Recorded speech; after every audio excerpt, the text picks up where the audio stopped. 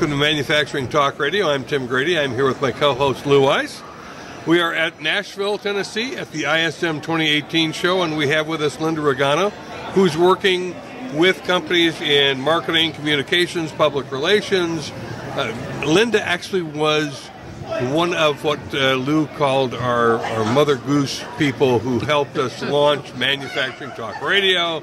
She was helping get us involved in events, getting us guests. We had her on the show a number of times as a guest, and then she became a host with our new show, Women in Manufacturing. So Linda's back again with us to kind of give us an update on her experience with women in manufacturing. Linda, welcome to Manufacturing Talk Radio. Thank you. It's great to be here. Thanks for being here. Amongst my peeps here. And they're yellow jackets for those of you who are listening and can't see. But I've had the pleasure of knowing Lou and Tim, but mostly Lou for quite a long time when I was with ThomasNet. And I remember the early days when Lou was still trying to figure out if he wanted to do the show. And he mentioned to me on the phone one day that he always wanted to be on radio and always felt that there needed to be a stronger voice for manufacturing, and he wanted to combine the two. And he was not able to find somebody, I guess, that was going to do it with him, so he said, you know what, so what? I'm going to do it myself. And I always loved and still love that passion that you bring to the table. Thank you. Manufacturing Talk Radio really is a passion project. It certainly is. And now it has expanded to women in manufacturing, and we have 2 other shows in our bubble maker. That's right. And I understand that we're celebrating 27 shows being produced for women in manufacturing. We've aired 27. We've got more being prepared in post-production. I have to tell you that, including your interviews, the quality of those interviews, Lou and I were almost like, ooh, they're better than we are. So you kicked the bar up a notch, and we're trying to catch up. Oh, thank you. Flattery will get you everywhere. And I might just mention that Manufacturing Talk Radio has 270 shows. Wow, is it 270? Oh my gosh. Yeah. That is a look. You should be proud of yourself. Yeah, it's a lot of work. Yeah, a lot of work. A lot of teamwork. Yeah, absolutely. And you've got great people. You've got Craig, who's here, who's listening to us, but giving us the thumbs up. He makes everything sound great. Right. And, and of course, in Linda, our producer, and just it's wonderful to be a part of it. You know what I really love is that it's outside of the fun of getting to talk to really cool women and other people, is the very sobering statistic that 51%. Well, first of all, women comprise 51% of the U.S. population. Right. But the sobering statistic is that less than 3 out of 10 are actually employed in manufacturing, and so it really we need to do a better job at getting more women into the field. Absolutely. And this is a good step. I don't know if you remember, our first show on Wham was with a Rosie the Riveter. Yes. Anna Hess, who was 90. And it was a great show. I think it was our best show. I still get chills when I talk about that show. But we ran across another potential guest for our show. I don't recall her name right now, but she's 96 years old. Oh my gosh. And she's a park ranger in one of the national parks out west.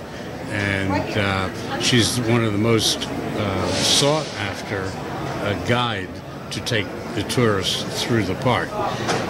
But she hasn't been doing it that long. She only started when she was 85. Wow. So we have to get her soon. Yes, we do. It is a remarkable story. It's a great story. Somebody found a career after a career after a career. Yeah. Oh, that's great. Oh, absolutely fascinating. So, yeah, we'd love to have her on the show. You've been terrific on women in manufacturing. Your interviews have been excellent. We've really enjoyed some of the guests you brought. Thank you. In fact, we've had, I've been very, very, very fortunate. I mean, this is why I do it, obviously because of Lou, but also because I love talking to women who are doing amazing things. Right. And it's, they're inspirational to me. And we've had, I've had 4 women. I had a co-partner, ML Peck, who's onward, and is actually president of the National Speakers Association now. Right.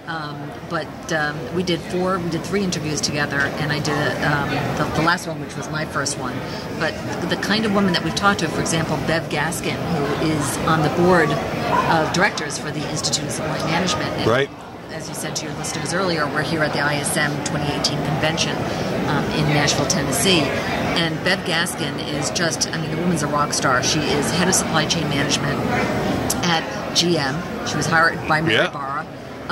And just, you know, she was like a bundle of energy when I was talking to her. And she just brought to the table so much good stuff and talked about, I mean, each speaker has, but her take was that women today need to be forming their own, you know, girls, it's the, you know, the old boys network that they're competing with. They need to form their own network. And that they need to do a better job at it, you know. And she talked about all the things that men were doing right, and, you know, the old boy network. Yep. And then we talked about all the things that we were doing wrong and what we need to do. And it was great. I mean, it was, in some ways, it was a real wake-up call. But she was just, you know, she was wonderful, and she offered a lot of her experiences at GM. And she's taking her experience to create mentoring programs for other women at GM. Right. So she's really passing it on. You know? Well, I think women are much better at networking than men. Oh, by far. Oh, I'm glad you agree. Sorry. Well, I don't know, Lou. You're a pretty good networker. You know? No, that's true. I particularly enjoyed the Bev Gaskin interview. I've enjoyed all of them. In fact, I've been talking to the 30 under 30 rising supply chain stars and telling them they really should go and listen to the interviews on women in manufacturing, because there is some truly inspirational material and mentorship in those interviews.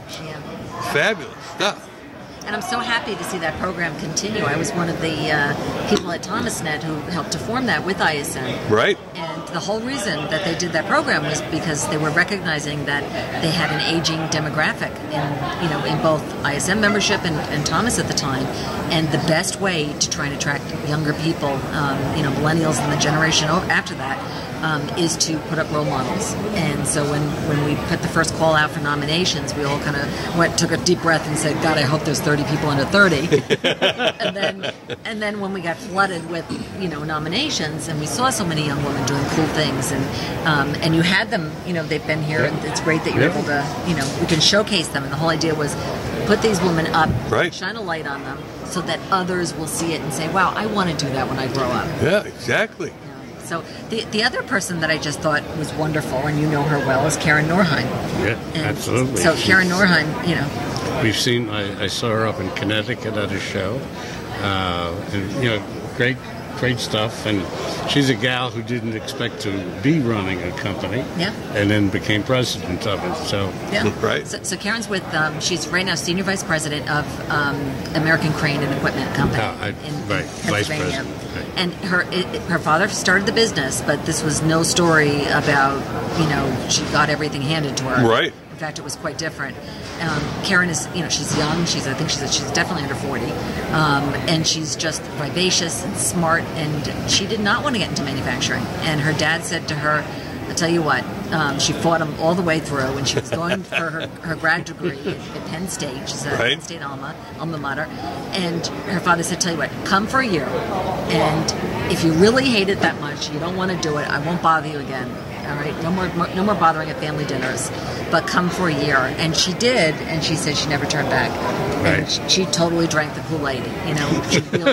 She feels like it's this is the greatest place to be. Yeah. And she mentors other young men and women.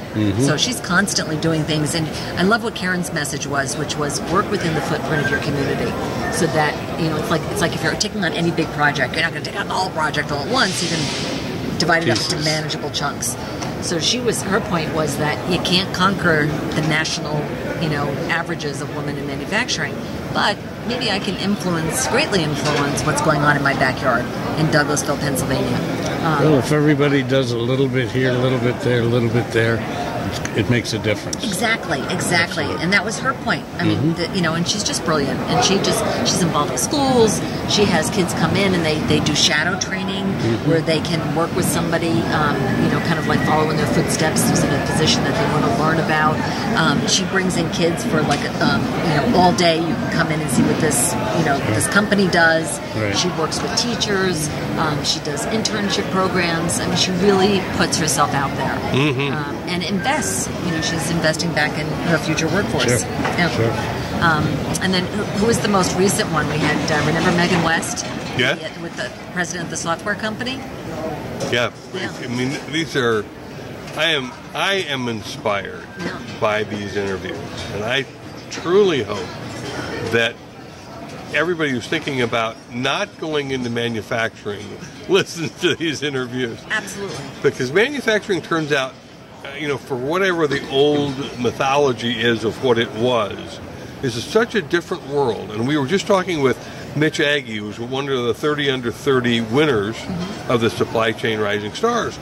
He works at Boeing, and he works in supply chain. And he says he looks at an aircraft completely different now because when he sits in the seat and looks up, that little indicator light, he helps source. Oh, that's great. Yeah, I mean, there's some cool stuff. In manufacturing, you can reach out and touch what you make. Absolutely. Not quite the same experience in non-manufacturing. That human connection to what you produce isn't there. And a lot of these gals that you've interviewed experience that as well. Yeah. That's what makes it so fun. You're absolutely right. In fact, Megan West is, and she had kind of a cool story. They're all cool, but she's 32 years old, and her father. The plan was all along that she was going to take over the family business, but she and her father went through a very formal succession planning process. And he insisted that she would go. She had to meet all certain different kinds of milestones. She had to go get her MBA. Then she had to work outside for 2 years in manufacturing. Then she had to meet all of these, kind of rigid requirements. Right. They actually went, I guess it was Connecticut State University, had some kind of succession planning for family-owned businesses. They attended this whole planning session, and then she took it over, and he was there, and it was kind of, he led her there, and they're doing great things, and it's, it's a technology-driven business, and her point was that, manufacturing has such a bad reputation still. We've got to change that, and because it's so technology-driven, it is a cool place to work. But it is changing. Yeah.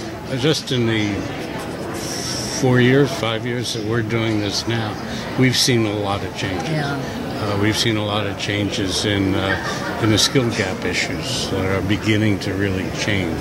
We're beginning to see, parents are not so negative about having their kids look at manufacturing. So there's a lot of things that have evolved over these last 4 years. That's great. And which is incredible because it took a lot longer in older days to make these kinds of radical changes, and it's happening now. That's good. That's really encouraging. Yeah, and just even the anecdotal evidence that you hear is it does. It's good.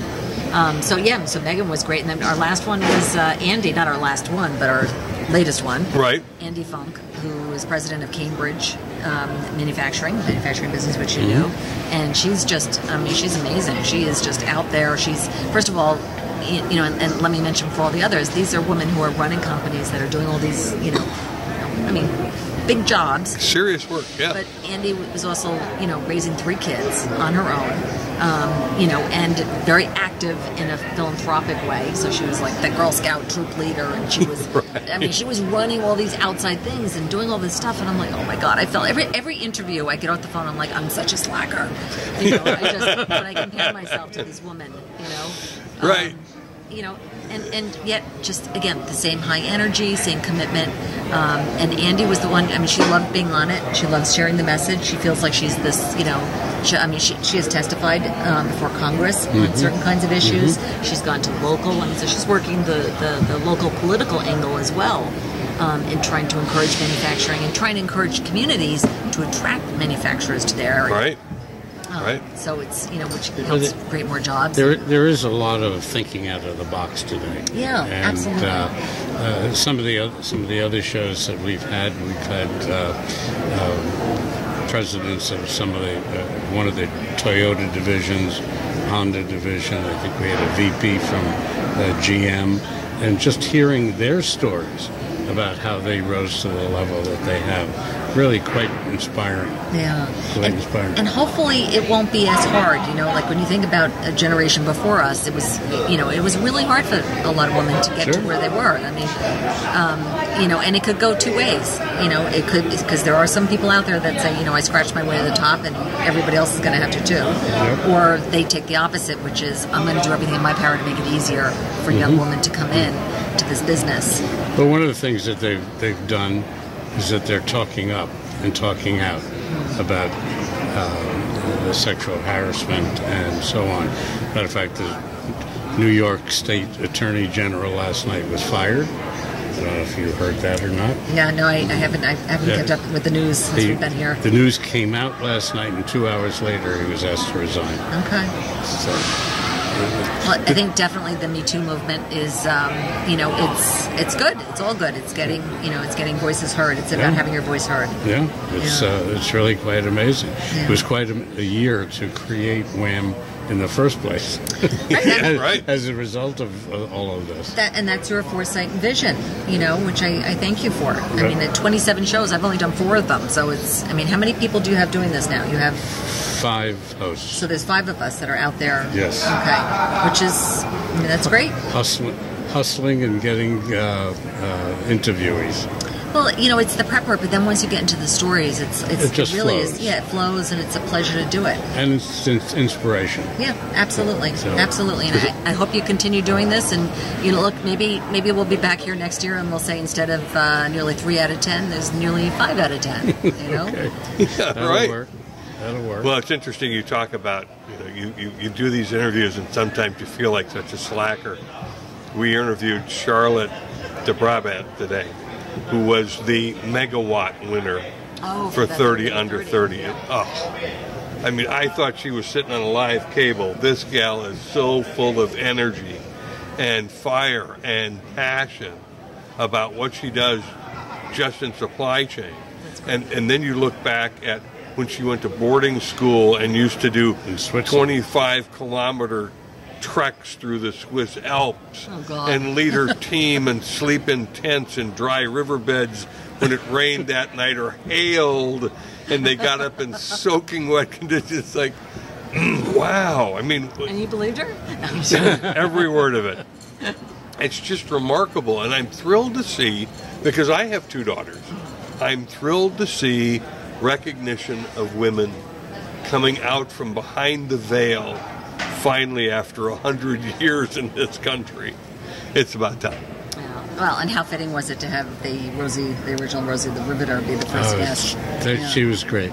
Maybe the first anniversary. We can't wait that long. I was going to say the first anniversary. You got to get her on tomorrow. Yeah, she's 96. Yeah, yeah. Let's not wait. So where do you see the show being by next year? You see us just... Well, we're growing it. We have been self-funding this now for years. We are now taking it to the next level. Excellent. We've reached a certain level of cultural success, and now we need to do the financial success. And we got to do it before he gets any older. Oh, okay. Well, I think it's... Well, you have a little time then. Yeah. Thank you.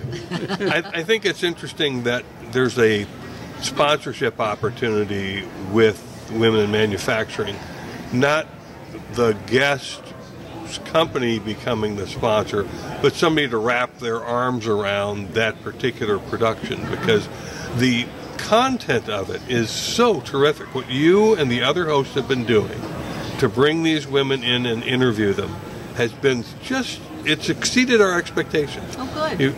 You've done terrific work, and I think some company is going to be smart and say, we need to wrap our arms around this because this is the future. And this is what Lou and I have been talking about. How do you transition the gray matter intelligence from the gray hairs to the younger generation. And I think we almost see it happening more quickly with women than with men. Okay. It's exciting to watch. I'm going to tell you, I'll be the first to say it's the best deal in town. And I'll take it one step further. Thank you for that. I'll take it one step further. Wham is growing 4 times faster at the same point when we started manufacturing talk radio. Is it? Wow. Yeah. Okay. The numbers are startling. Yeah, the audience is exploding on it. Wow, that's great to hear. And that's because you guys network the hell out of whatever you're doing. Well, you're networking. I mean, I think social media plays a big role in it. It does. And the more we can get the message out there, and it's a good cause. It's like, who could not support this? Yeah.